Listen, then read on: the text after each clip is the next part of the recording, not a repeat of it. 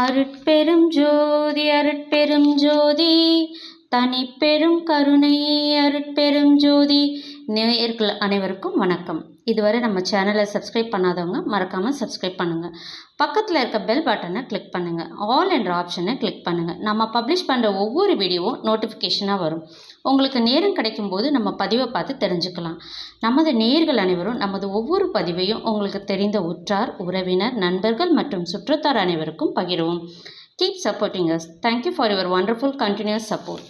இன்றைக்கு நாம் பார்க்க போகும் பதிவு மார்கழி மாதத்தின் 9ஆம் நாளான இன்று ஆண்டாளின் திருப்பாவை பாசுரத்தின் 9ஆம் பாடலையும் அதன் விளக்கத்தையும் இனி நாம் காணலாம்.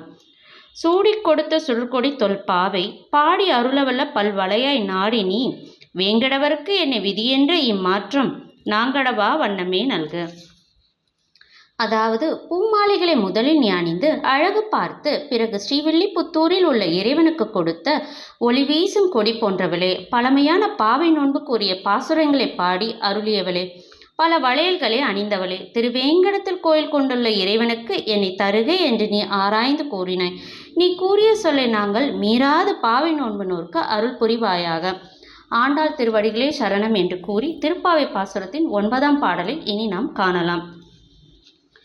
தூமணி மாடத்து சுற்றும் விளக்கெரிய தூபம் கமல துயிலனை மேல் கண் வளரும் மாமன் மகளே, மணிக்கதவம் தாழ்த்திரவாய் மாமிரவளை எழுப்பீரோ உன் மகள்தான் ஊமையோ அன்றி செவிடோ அனந்தலோ ஏம பெருந்துயில் மந்திரப்பட்டாலோ மாமயவன் மாதவன் வைகுந்த நின்று நாமம் பலவும் நவின்றேலோரெம்பாவாய்.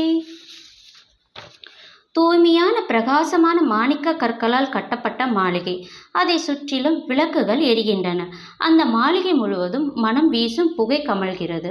அங்குள்ள படுக்கையில் கண்ணுறங்கிக் கொண்டிருந்த மாமன் மகளே, மணிகள் கட்டப்பட்ட கதவின் தாழ்பாலை திறப்பாயாக. எங்கள் அன்பு மாமியே, உறங்கிக் கொண்டிருக்கிற உமது மகளை எழுப்ப மாட்டீர்களா? உமது மகள் ஊமையோ அல்லது செவிடோ? நீண்ட தூக்கம் கொள்கிறாளா? மந்திரத்தால் கட்டுண்டு பெருந்தூக்கத்தில் ஆழ்ந்திருக்கிறாளே. அளவற்ற மாய செயல்கள் செய்த மாதவனே, வைகுண்டத்தில் வாழ்பவனே என்று பலமுறை சொல்லி பாடுகிறோம். எங்கள் அருமை மாமியே, அவளை எழுப்புங்கள். இதுவே திருப்பாவை 9ஆம் பாசுரத்தின் பொருளாகும். இப்பாசுரத்தில் உலக மக்கள் மாட மாளிகை பஞ்சுமெத்தை என சொகுசு வாழ்க்கையில் சிக்கி சோம்பலில் கட்டுண்டு கிடக்கின்றனர். இதிலிருந்து அவர்களை மீட்டு பகவானின் இருப்பிடமான வைகுண்டமே நிலையானது என்பதை அறிவுறுத்த வேண்டும். அந்த வைகுண்டத்தை அடைய நாம் அனைவரும் பகவானின் திருநாமங்களை சொல்ல வேண்டும். இனி நாம் நாளை அடுத்த பகுதியில் ஆண்டாளின் திருப்பாவை பாசுரத்தின் 10ஆம் பாசுரத்தையும் அதன் விளக்கத்தையும் நாம் காணலாம். நமது நேயர்கள், நமது சொந்தங்கள் அனைவரும் திருவேங்கடத்தில் வீற்றிருக்கும் பெருமாளின் அருளையும் ஆண்டாளின் சகல ஐஸ்வர்யங்களையும் பெற்று மாதா, பிதா, குரு தெய்வத்தின் பரிபூர்ண ஆசிர்வாதத்தையும் சகல செல்வங்களையும் பெற்று நீடூழி வாழ எல்லாம் வல்ல இறைவனை வேண்டி வாழ்த்தி வேண்டிக் கொள்கிறேன். எல்லா உயிர்களும் இன்புற்று வாழ்க. எல்லா உயிர்களும் இன்புற்று வாழ்க. நன்றி, வணக்கம்.